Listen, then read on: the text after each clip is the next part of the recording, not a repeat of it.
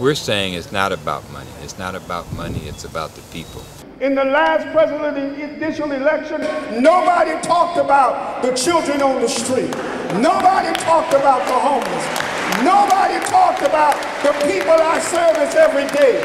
Nobody talked about the men being locked up for social crimes, for feeding their families. Nobody talked about those issues. We need a real, substantial debate in this country. We live in a very illusionary society. You know, everything is really an illusion for us. You know, we have all this material being. They've made it possible for even poor people to have the trappings and the same things that the wealthy have. You know, you can go to Rent-A-Center. You know, poor people on welfare can go to Rent-A-Center and get almost the same type of stuff that the wealthy can get. And so they have this illusion that they have what they need. They got a big screen TV, they can get credit and get a nice car, and even though they may be living in poverty, they still have this illusion that they have these things. I'm tired of there being 37 million people in poverty in this country. It's not coincidental that the lowest lying and therefore the most flood-prone area in the city of New Orleans, including the 9th and 7th Ward, were also home to 27% of New Orleans who lived under the poverty line. They were in effect a human retention area. I'm tired of our people being first in line for all disasters, economic and social, in this, the richest country in the world. Another national figure, Katie Couric. Katie said when she saw when the winds and the floodwaters of Katrina exposed, and after devastating the streets of Evangeline, exposed the poverty and the racism in America, Katie Couric said, on behalf of a lot of people in America, that she was shocked to find this level of poverty in America. I was just glad to see that she even noticed it at that point. We need to take a more realistic look at rehabilitation, because that's not rehabilitation when you imprison 2 million people. And it's because of the three strikes crime bill, of course, that we end up having children like Little B spending life in prison for crimes they do not commit, or for minimal little survival crimes and so forth and so on. But the thing that got me about the question of Little B was that it wasn't his crime, it was his life itself.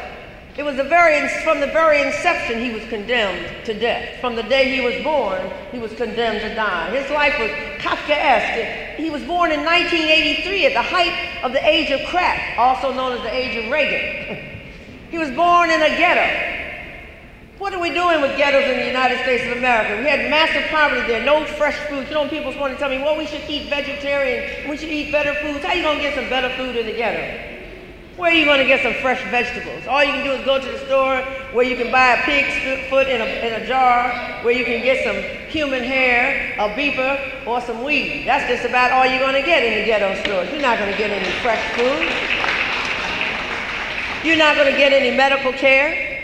He's out on his own. He's been declared a child who is deprived, but yet nobody came to see about him. Not the social services agency, not the school. I went to the church. I said, did you notice this boy out here, 11 years old, homeless, trying to sell some drugs to make a living so he could eat a few meals because nobody is taking care of a boy like him? They said, we didn't know him.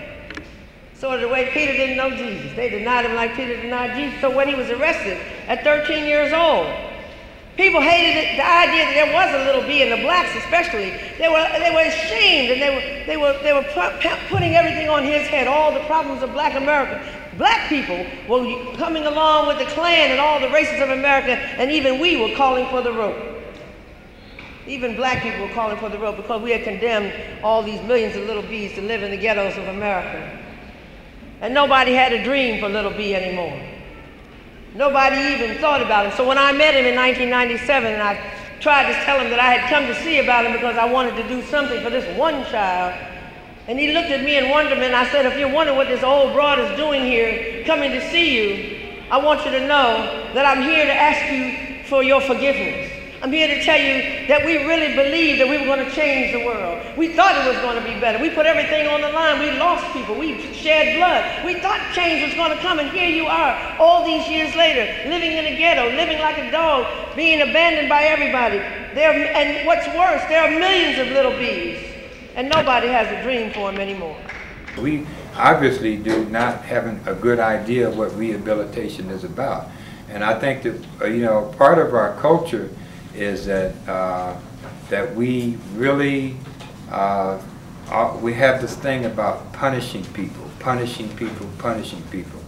it's a very puritanic outlook. We have a lot of puritanism in our culture, and we have to eradicate that. We got to get rid of that. We have to be able to realize that people make mistakes, and how can we help people to heal? How can we help them to learn from their mistakes? How can we help people to be productive citizens rather than putting them away in a prison and basically throwing away the key? We furnish the means by which we suffer. We are the ones that are allowing this government to do what they do, like they do it. And since we are the ones that are allowing them to do it, we are the ones, our children are the ones that must make this change. I think people are getting to the point, just as they did 30 years ago, is that we've had enough. You know, we've had enough, and we want some changes. We have another choice. We make up our own minds. We don't walk like drones. We're men. We're women.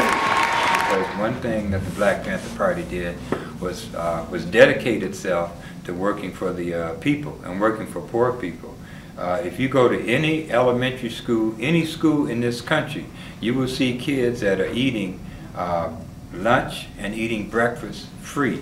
And that's the Black Panther Party that is responsible for that. You go to any community and find a community clinic, you will see the Black Panther Party is responsible for community clinics that exist all around this country, because we started the first community clinics in 1969. As a result of the Black Panther Party starting those community clinics, we forced this government to add money into the budget in 1974 so community clinics can be throughout this nation. We did the same thing with our breakfast program and the legal aid clinic. We had legal aid clinics throughout the country. We forced this government to understand the importance of people, poor people, having access to legal aid. So my experience as a member of the Black Panther Party was as a dedicated person who was working for the rights of the people and somebody who will stand up for the people. The people are tired and the people want change. Because we have an inhumane culture. We have a culture that is not friendly to children. We have a culture that is not friendly to elders. We have a culture that is not friendly to workers. We have a culture that is just damn unfriendly. And we're going to create a culture that is friendly to human beings.